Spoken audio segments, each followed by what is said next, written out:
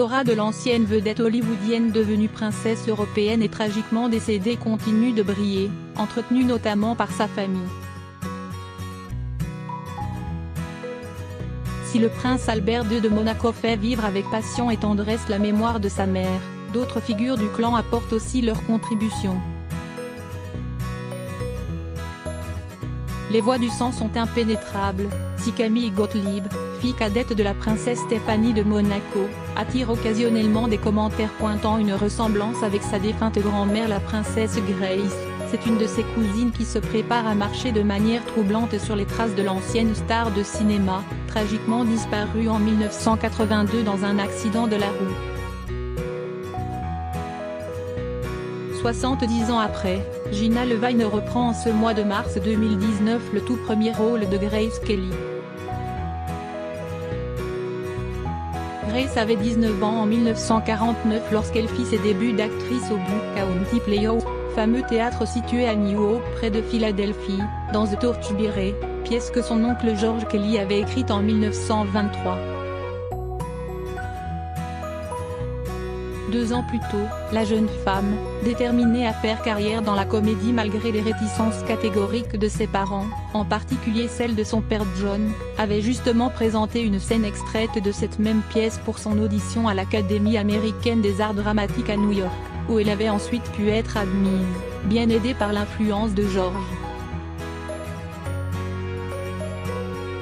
2 générations plus tard, Gina Levine, petite nièce de Grace Kelly, va reprendre son rôle dans cette farce sur une troupe de théâtre amateur qui sème le chaos sur les planches et va jouer à son tour dans The Torchbearer pour 2 dates, le 11 mars à Manhattan et le 13 au Buck County Playhouse, a révélé le New York Post. Grace Kelly fait partie de ma famille, je n'ai pas honte. Gina Levine. Benjamin des 3 enfants de Christopher Levine, et sa femme Victoria, lui-même fils unique de Lisanne Kelly, sœur de Grace décédée en 2009, et cousin germain du prince Albert, dont il fut le témoin de mariage. Gina Levine, 25 ans, a contracté très jeune le virus de la comédie et, comme sa regrettée grand-tante avant elle, a bravé le peu d'enthousiasme de ses parents pour poursuivre son rêve de faire carrière comme actrice, indiquait déjà en 2016 Town & Country dans un long sujet consacré à la famille. Dans le cadre de son reportage, la Chic Revue avait pu passer du temps avec Gina, qui s'apprêtait à passer une audition le lendemain, et faire connaissance avec cette jeune blonde apparemment très charismatique, gracieuse et agréable, avec un visage en forme de cœur et des yeux verts qui pétillent, l'esprit solaire d'une fille de Californie, et qui dégage une concentration organisée, une énergie nerveuse et un côté un peu faux-folle qui fait son charme, écrivait le journaliste Michael Calehen, visiblement conquis par cette jeune femme qui serait, à l'en croire, les 3 filles de Friends réunies habilement en une seule. Une enfance privilégiée avec cours de ballet, de patinage artistique et de gymnastique, un peu plus tard, des sports plutôt virils, comme le foot et le lacrosse, puis des cours de comédie à Londres qui l'ont sans doute bien aidé à se forger un caractère de gladiatrice des planches et à décrocher le rôle phare de Maria dans la production de West Side Story montée par son lycée.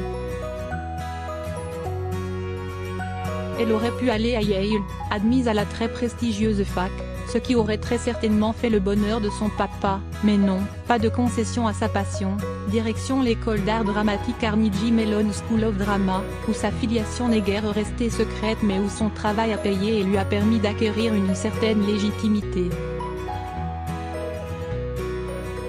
Je veux mériter tout ce que j'obtiens et je veux me construire ma propre carrière par mon travail, revendique l'intéressée, dont la sœur, Kelly, a réussi comme costumière à New York et qui a une cousine metteur en scène à Philadelphie, c'est dans les gènes. Cela étant, je n'ai pas honte. Grace fait partie de ma famille. C'est tout simplement un fait, constitutif de qui je suis, poursuit-elle, consciente que le jour où sa carrière décollera, cette information-là sortira au premier plan. On n'en est pas encore là, à ce jour, son CV artistique demeure léger, comprenant pour l'essentiel des apparitions mineures dans les séries The Good Wife, en 2012, et Blue Bloods, en 2017.